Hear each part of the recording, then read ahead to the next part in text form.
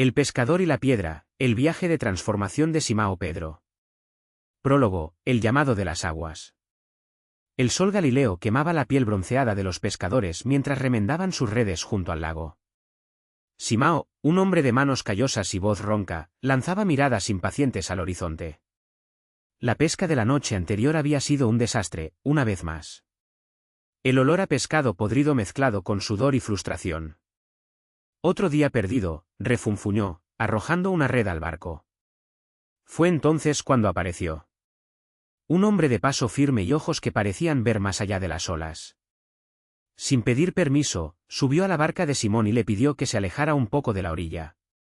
El pescador, sorprendido, obedeció. Y cuando aquel desconocido terminó de hablar a la multitud que se había reunido en la playa, se volvió hacia Simón y dijo: «Echen sus redes para pescar». Simón casi se rió. «Maestro, trabajamos toda la noche y no pescamos nada. Pero como eres tú quien habla, echaré las redes». Lo que vino después fue un milagro. Tantos peces que las redes empezaron a romperse. Tanto peso que el barco casi se hunde. Y allí, con las rodillas temblando sobre la madera mojada, Simón Pedro cayó a los pies de Jesús y tartamudeó: «Señor, apártate de mí, que soy un hombre pecador». Pero Jesús no se dio la vuelta. En cambio, extendió la mano y dijo: «No temas, desde ahora serás pescador de hombres». Simão no lo sabía, pero ese día marcaría el inicio de una transformación que sacudiría no solo su vida, sino la historia del mundo. De impulsivo a discípulo, el coraje que necesitaba dirección. Pedro estaba como fuego suelto. Cuando Jesús caminaba sobre el agua, mientras los demás discípulos temblaban en la barca, fue Pedro quien gritó: «Señor, si eres tú, mándame que vaya a ti». Mateo 2:28. E incluso cuando empezó a hundirse, su grito de auxilio fue inmediato. Pero su impulsividad también le llevó a cometer errores. La noche de la traición, cuando los soldados vinieron a arrestar a Jesús, Pedro sacó una espada y le cortó la oreja a Malco, el siervo del sumo sacerdote. Jesús lo reprendió: «Guarda tu espada. No he de beber la copa que el Padre me ha dado». Juan 6:11. Transformación, de un hombre que actuaba basándose en las emociones. Pedro aprendió que el verdadero coraje no reside en la violencia, sino en la sumisión a la voluntad de Dios. Más tarde escribiría: «Amados, no os sorprendáis cuando se levanta entre vosotros fuego para probaros, como si algo extraño os sucediera». 1 Pedro 4:12. 2 De temerosos a valientes, negación y redención. La noche en que arrestaron a Jesús fue la noche más larga de la vida de Pedro. Mientras el maestro era juzgado, se calentó con los sirvientes del sumo sacerdote. Un criado lo reconoció. «Tú también estabas con Jesús Nazareno». Pedro lo negó. Por segunda vez lo negó con juramento. Al tercero, maldijo y juró: «No conozco a este hombre». Mateo 26:74. Y entonces, cantaron los gallos. Sus ojos se encontraron con los de Jesús, que lo miraba desde el tribunal del juicio. Ese intercambio de miradas rompió algo dentro de él. Pedro salió y lloró amargamente. Transformación. Después de la resurrección, Jesús lo restauró mediante otro fuego, esta vez en la playa. 3 veces preguntó: «Simón, hijo de Juan, ¿me amas?». 3 veces Pedro respondió: «Sí, Señor, tú sabes que te amo». Y 3 veces Jesús le encomendó: «Apacienta mis ovejas». Juan 21:15-17. El hombre que lo negó por miedo se convirtió en el apóstol que, décadas después, afrontaría la muerte con la cabeza en alto, crucificado cabeza abajo por amor al Maestro. 3 De los prejuiciosos a los inclusivos, la visión del encol. Pedro era judío hasta la médula. Para él, los gentiles eran inmundos, indignos del Evangelio. Hasta que, en Jope, tuvo una visión, un gran lienzo que descendía del cielo, lleno de animales inmundos, y una voz que decía: «Levántate, Pedro, mata y come». «De ninguna manera, Señor. Nunca he comido nada inmundo». La voz respondió: «No llames inmundo lo que Dios ha purificado». Hechos 10:15. Poco después, unos hombres enviados por Cornelio, un centurión romano, llamaron a su puerta. El Espíritu. Saín habló: «Ve con ellos, sin dudarlo, porque yo los envío». Transformación. Pedro entró en la casa de un gentil, algo impensable para un judío practicante, y predicó el Evangelio. Mientras hablaba, el Espíritu Santo cayó sobre todos sus oyentes. Pedro entendió: yo verdaderamente reconozco que Dios no hace acepción de personas. Hechos 10 y 34. El hombre que una vez evitó lo inmundo se convirtió en el apóstol que abrió las puertas de la iglesia a los gentiles. 4. De orgulloso a humilde, lávame los pies. En la última cena, Jesús tomó una palangana y una toalla y comenzó a lavar los pies de los discípulos. Cuando llegó junto a Pedro, éste retrocedió. Señor, tú me lavas los pies. Jesús respondió: si no os lavo, no tendréis parte conmigo. Pedro, en su exceso, exclamó: no solo mis pies, sino también mis manos y mi cabeza. Pero Jesús le dio una lección de humildad: si yo, siendo Señor y Maestro, os he lavado los pies, vosotros también debéis lavaros los pies unos a otros. Juan 1 y 14. Transformación. Años más tarde, Pedro escribiría: vestíos de humildad, porque Dios resiste a los soberbios, pero da gracia a los humildes. 1 Pedro 5, 5. El hombre que quería ser el más grande aprendió a servir como el más pequeño.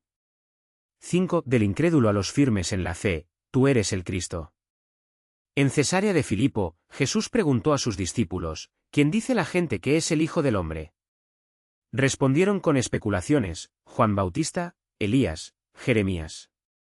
Pero Pedro, inspirado, declaró: tú eres el Cristo, el Hijo del Dios vivo.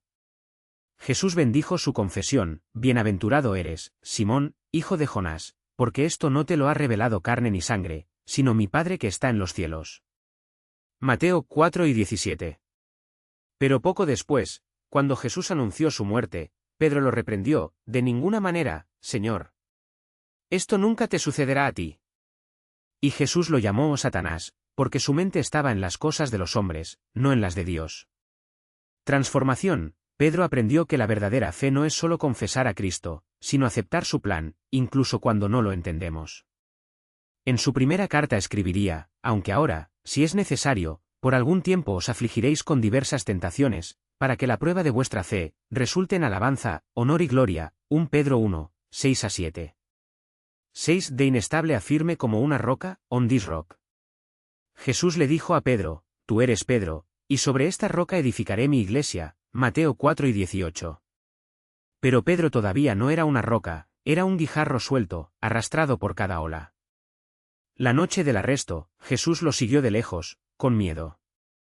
Después de la resurrección, volvió a pescar, como si nada hubiera cambiado.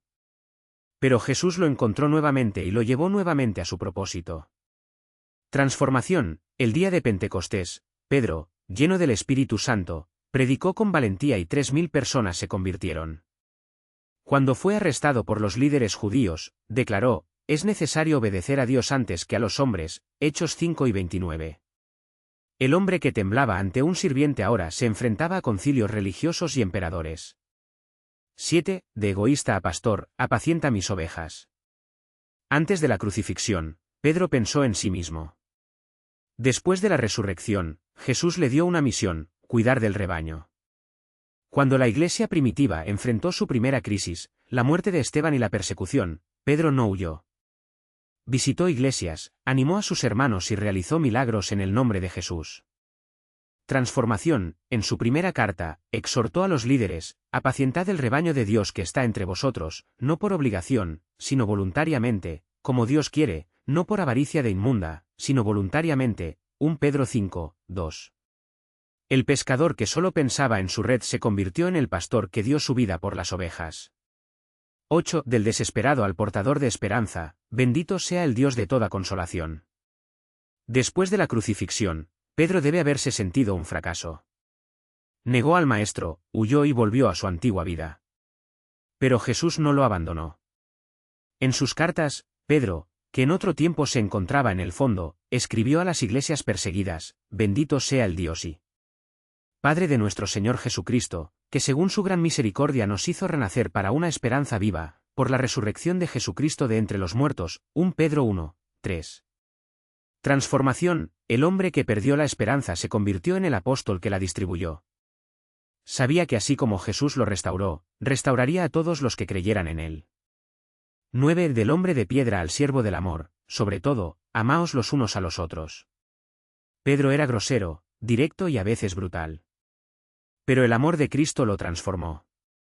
En su primera carta escribió, pero sobre todo, amaos los unos a los otros, porque el amor cubre multitud de pecados, 1 Pedro 4, 8. Cuando la iglesia en Antioquía discutía si los gentiles debían ser circuncidados, Pedro, que ya había recibido la visión del lienzo, defendió la gracia. ¿Por qué tientáis a Dios poniendo sobre el cuello de los discípulos un yugo que ni nuestros padres ni nosotros pudimos llevar? Hechos 3 y 10. Transformación. El hombre que quiso imponer sus propias reglas aprendió que el amor es mayor que la ley. Epílogo. La cruz al revés. Años más tarde, en Roma, durante la persecución de Nerón, Pedro fue condenado a crucifixión. La tradición dice que, cuando fue llevado al lugar de ejecución, pidió ser crucificado cabeza abajo, porque no se consideraba digno de morir como su Señor. El impulsivo, temeroso y orgulloso pescador se había convertido en un mártir humilde, valiente y amoroso. Y así, la piedra que Jesús eligió para construir su iglesia no era perfecta, fue transformada. Ella no era fuerte en sí misma, era fuerte en él. Porque la transformación de Pedro no es solo su historia. Es una invitación. Una invitación a todos nosotros, que como él, estamos llenos de defectos, pero llamados a ser piedras vivas en el edificio de Dios. Vosotros también, como piedras vivas, sed edificados como casa espiritual, 1 Pedro 2, 5. Fin. En la cima del Monte Vaticano, donde la tierra aún guarda el recuerdo de los pasos de Pedro, se reunió en secreto una pequeña comunidad. Las llamas de las antorchas parpadeaban sobre las paredes húmedas de las catacumbas, iluminando rostros marcados por el miedo, pero también por una extraña determinación. Entre ellos, una mujer llamada Livia, una vez sirvienta de una familia patricia, ahora libre pero perseguida por su fe. Apretaba contra su pecho un pequeño pergamino, desgastado por las manos que lo habían copiado y recopiado, las palabras de Peter, escritas antes de su muerte, que hablaban de una esperanza que ni la espada ni el fuego podían borrar. Afuera, los ruidos de la ciudad quedaban amortiguados por el espesor de la tierra. Roma ardía en su propia locura, mientras Nerón, en el Palacio Dorado, componía versos sobre la belleza de las llamas. Pero allí, bajo tierra, ardía otro fuego, silencioso, tenaz. Un hombre llamado Marcos, aún joven pero con ojos que ya habían visto demasiado, trazó con su dedo los símbolos pintados en las paredes, un pez, un cordero, un ancla. Señales de reconocimiento, pero también promesas. Dijo que las puertas del infierno no prevalecerían, murmuró, más para sí mismo que para los demás. Aquí igual. Livia desdobló el pergamino y leyó en voz baja, mientras las sombras danzaban a su alrededor: amados, no os sorprendáis del fuego de prueba que os sobreviene, como si algo extraño os aconteciera. Más bien, gozaos de ser participantes de las aflicciones de Cristo, para que también en la revelación de su gloria os gocéis y os regocijéis. Las palabras, escritas por manos que habían temblado la noche de la negación, ahora resonaban con una fuerza que ni siquiera la muerte podía silenciar. De repente, un ruido sordo sacudió la entrada de la catacumba. El polvo cayó del techo y los corazones se detuvieron. Habían seguido a alguien. O traicionado. Los ojos se volvieron hacia la oscuridad del túnel, de donde emergió una figura, tambaleándose, con la capa rasgada y el rostro ensangrentado. Era Tercio, uno de los mensajeros que llevaban noticias entre las comunidades dispersas. Cayó de rodillas, y sus palabras salieron entrecortadas: ellos se llevaron a Simón, el hijo de Juan. Onas. Lo llevarán al circo. Se hizo un silencio pesado. Simón Pedro, la roca, ya había muerto una vez, en el recuerdo de quienes lo habían visto colgado boca abajo en la cruz. Pero su nombre todavía se pronunciaba como un secreto sagrado, una presencia que persistía más allá de la carne. Ahora, otro Simón, un joven que llevaba el mismo nombre como carga y bendición, estaba en manos de los verdugos. Marcos apretó los puños. No podemos dejar que muera solo. Livia miró el pergamino y luego los rostros que la rodeaban. Allí no había héroes, solo gente corriente, como lo había sido Pedro. Pescadores, sirvientes, artesanos. Personas que temblaban, pero que, de alguna manera, permanecían de pie. Entonces vámonos, dijo, y su voz no tembló. No para nosotros. Para aquel que nos llamó. Y así, a la luz parpadeante de las antorchas, ascendieron, uno a uno, hacia la noche que los esperaba. No con espadas, no con gritos de guerra, sino con algo más peligroso, el recuerdo de un hombre que había aprendido a amar hasta el final, incluso cuando el mundo solo le ofrecía clavos y madera. Por encima de ellos, las estrellas brillaban indiferentes sobre Roma. Pero allí, en la oscuridad, algo se estaba tejiendo, no con hilos de oro, sino con lágrimas, silencios y una fe que, como la piedra rechazada, se convertía cada vez más en el fundamento de algo que ni el imperio, ni el tiempo, ni la muerte podían destruir. La escalera de piedra, desgastada por los siglos, crujía bajo los pies descalzos de quienes la subían. El aire olía a tierra mojada y a ceniza, restos de los incendios que ardieron la noche anterior, cuando los soldados arrastraron los últimos cadáveres a las fosas comunes. Pero ahora, en la quietud previa al amanecer, todo lo que se podía oír era el murmullo del viento entre los olivos y el sonido ahogado de pasos. María de Magdala estaba al frente, con los dedos entrelazados en el rosario de cuentas de barro que había elaborado con sus propias manos durante los días del exilio. Cada cuenta era una oración, cada nudo un recuerdo. A su lado, Juan, el más joven de los apóstoles, llevaba el peso de una verdad que aún no podía nombrar, que el amor no era un consuelo, sino un fuego que quemaba hasta los huesos. Detrás de ellos, Tomás, cuyas dudas se habían convertido en cicatrices, apretaba contra su pecho un trozo de lino manchado, el último vestigio de algo que el mundo llamaría imposible. No hablaron. No fue necesario. Las palabras que intercambiaron fueron miradas, un toque en el hombro, la forma en que la vieja Marta acomodó el chal sobre los hombros de María, la madre de Tiago, cuyos ojos ya no lloraban, sino que ardían con una llama seca. Había algo en común entre ellos, además del dolor, la certeza de que, si los atrapaban, no habría jueces, ni abogados, ni siquiera la misericordia de una muerte rápida. Roma no perdonó a nadie que desafiara sus sombras. Llegaron a la cima de la colina donde se alzaba la casa, casi engullida por la oscuridad. No era un edificio imponente, solo paredes de adobe, un techo de paja y una puerta de madera carcomida por las termitas. Pero fue allí donde partió el pan por última vez. Allí, donde el vino se había convertido en sangre antes de que las espadas lo derramaran. Jon extendió la mano para empujar la puerta, pero dudó. No por miedo, ese miedo ya había sido crucificado con él, sino porque sabía que, cuando cruzaran ese umbral, nada volvería a ser igual que antes. No habría más escondites, ni más silencios cómodos. A partir de esa noche, serían cazados como lobos, y cada palabra que susurraran sería una semilla plantada en una tierra hostil. Dentro de la casa, el aire estaba cargado con el olor a cera derretida. Una única lámpara de aceite parpadeaba sobre la mesa de madera, iluminando los rostros cansados de quienes ya los esperaban: Simón el celote, con las manos aún marcadas por las cadenas que había roto; Felipe, cuyos labios se movían en continua oración; y André, el hermano de Pedro, cuyos ojos rojos delataban noches de insomnio. En el centro, sobre una tela gastada, descansaba un sencillo cáliz de arcilla vacío. María de Magdala se acercó y tocó el borde de la taza con los dedos. No había vino, ni agua, ni sangre. Pero había algo allí, una presencia que no era un recuerdo ni un fantasma, sino la promesa de que la historia no había terminado. Dijo que estaría con nosotros, murmuró Joao, con la voz ronca. Hasta el fin de los tiempos. Tomé dejó caer el lienzo contra su pecho y se miró las manos, que aún temblaban. ¿Y si somos el fin? ¿Si somos los últimos? La pregunta quedó suspendida en el aire como una espada. Pero fue Marta, la pragmática que había servido la mesa en la última cena, quien respondió. Entonces seremos la semilla que se pudre para que nazca algo nuevo. Silencio. Luego, un sonido casi imperceptible, el llanto ahogado de María, madre de Jesús, que hasta entonces había permanecido inmóvil junto a la pared, como una estatua en dolor. Se arrodilló y los demás hicieron lo mismo, no por obediencia, sino porque el suelo era el único lugar que todavía les parecía sólido. Eran horas así, de vigilia, mientras afuera la noche se extendía como una tela desgarrada. Hasta que, de repente, un ruido, pasos pesados, voces guturales. Alguien los había traicionado. O tal vez fuera simplemente la rutina de la patrulla romana, barriendo las colinas como lobos en busca de presas fáciles. Joao apagó la lámpara con los dedos. La oscuridad se los tragó. Si nos atrapan, susurró Simao, desplegando el puñal que escondía en su cintura, No iremos solos. María de Magdala puso su mano sobre la de él, deteniéndolo. No con hierro, dijo. Realmente.